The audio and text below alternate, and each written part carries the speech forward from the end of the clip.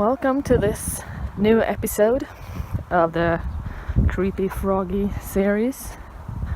This one takes place in that grove that you can see right there behind the BMX or bicycle tracks over there.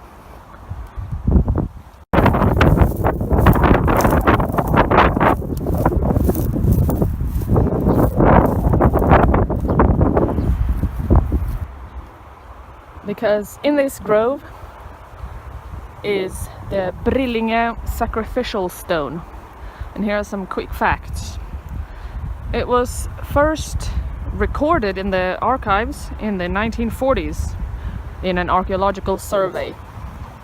And it is named after the farm where it was found, which is probably its original location. It has more than 100 pits in it, so-called cup marks or ring marks that were carved into the stone in antiquity. The age is unknown, but it probably dates back to prehistoric times. And near this sacrificial stone there is a burial field from the Iron Age. I don't know if you can see some of the marks here, some cup marks. This stone is an irregularly shaped granite block. The cup and ring marks are usually round indentations in the surface, and they're between 5 and 30 millimeters in diameter, and with a depth of up to 50 millimeters or more. That's in general. This stone has cup marks that are up to 80 millimeters in diameter.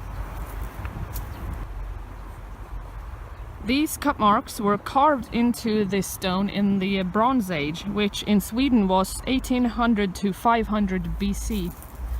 And usually they were carved into flat rock surfaces, either on mountainous ones or on single standing rocks. For example, on rocks surrounding burial mounds. It's thought that cup marks were created for ritual purposes, for example in fertility rituals. Maybe farmers would put grain in the cup marks and grind them, praying for good harvest. Or it could have been for health reasons. It's been suggested that to heal someone from the hives, which was said to be the result of fairies casting an illness on someone, people would make dolls of hair, nails and clothing from the sick person, and the dolls were then sacrificed on a sacrificial stone with cup marks on it, on 3 Thursdays in a row. Other things that could be sacrificed on stones like this were coins and buttons. So why was this stone in particular chosen for this? Well, back in antiquity, trees, stones and water sources like springs were often thought of as having healing power, or that they could attract the spirits of the dead. And these traditions lived on even after the introduction of Christianity. Local folklore was very hard to kill off.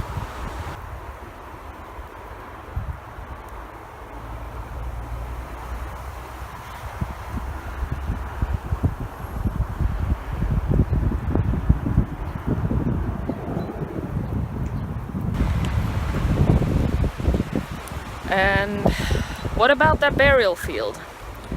Well, it is situated some 40 meters southwest of this sacrificial stone.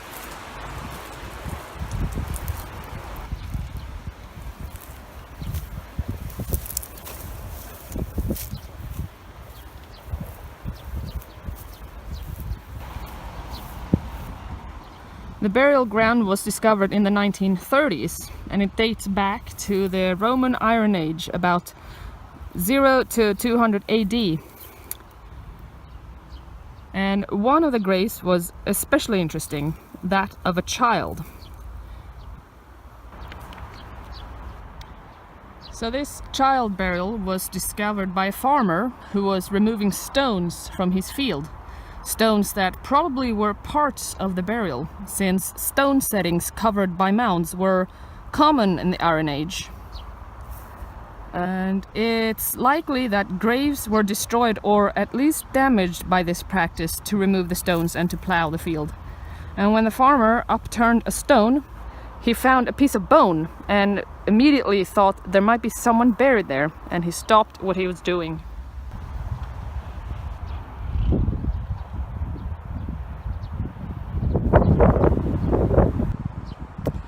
So, like I said before, that grave burial was discovered some 40 meters southwest of this grove where the sacrificial stone is, and it was about 1 meter deep.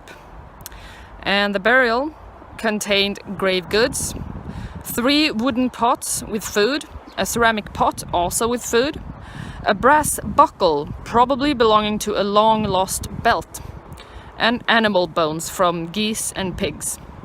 And the burial itself was an inhumation, which is highly unusual since the normal tradition of that time was to cremate the dead. And it was just slightly more common in the southern parts of Sweden. Perhaps this dead child's family hailed from the south. The grave goods indicate that that was a fact. The ceramic pot was in a southern style. And the child was buried with a head towards the north, which is the direction I'm pointing at now. Wooden remains over and under the skeleton indicate that the child was buried in a wooden coffin. And that fact, that it was a child that was given burial goods, especially metal ones from the belt and possibly from sandals too, that was very unusual for the time period. Was this child of a special, perhaps rich or famous or powerful family? One interpretation has been to draw analogies between this grave and that of warrior graves in the south, where similar metal remains around the feet area of the graves were found. But a child that was given a warrior's funeral, is that really plausible? It's true that children were treated as adults at a much earlier age in antiquity than they do now. But it still seems a little bit far-fetched. Maybe it was just a ceremonial act to bury the young would-be warrior with goods that would have been placed in his grave if he had died as an adult.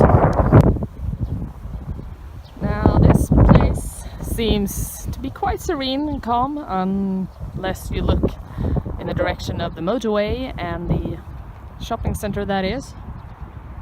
But looks can be deceiving.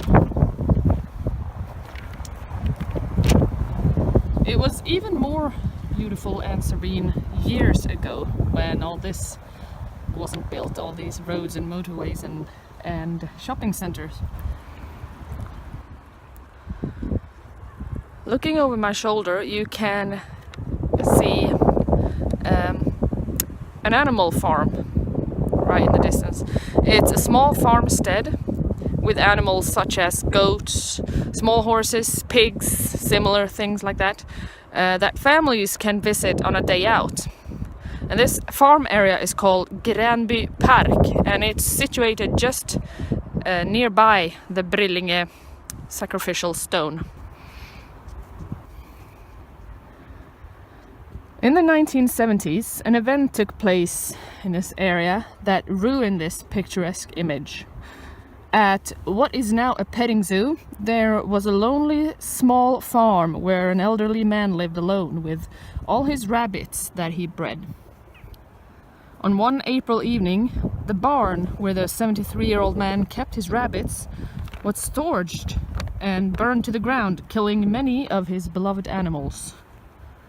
The fire was one of many in the park, all caused by the local youth, a nuisance for the firemen of that time. A week later, the main house suffered the same fate. It burned to the ground within minutes, and inside it, the old man died in the flames.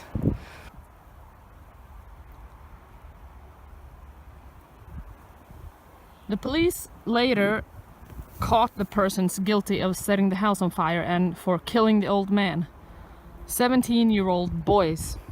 They explained that they wanted to rob someone to get some money, and the old man was rumored to have lots of it. He was an easy target, being crippled and using crutches to get by.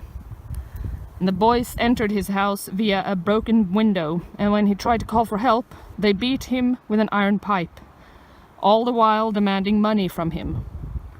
The man refused, and the boys started threatening him with a knife, and that's when he gave up and gave them almost 2,000 crowns. The boys left the man resting on his bed after the beating, but not without pouring cooking oil all over the place and setting it on fire. The severely handicapped and exhausted man stood no chance against the fire. And the boys, they were sentenced to psychiatric care and to youth care. No prison. Thank you for watching this episode of the Creepy Froggy series. Stay tuned for the next one. I can't remember what it's about, but I'm sure it will be a good one. Thank you.